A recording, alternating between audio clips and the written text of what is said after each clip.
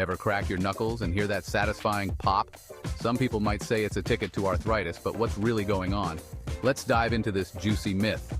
First off, let's clear the air. Cracking your knuckles is more than just a quirky habit. It's actually a bit of a party trick for your joints. But what does that pop really mean? Here's the scoop. The sound you hear is just gas bubbles in the synovial fluid of your joints popping. It's like a tiny bubble bath for your fingers, so relax and keep cracking. Your knuckles won't lead to arthritis. But maybe save it for after the meeting, okay? Enjoyed debunking this myth with us? Smash that like button and subscribe for more fun facts and myth-busting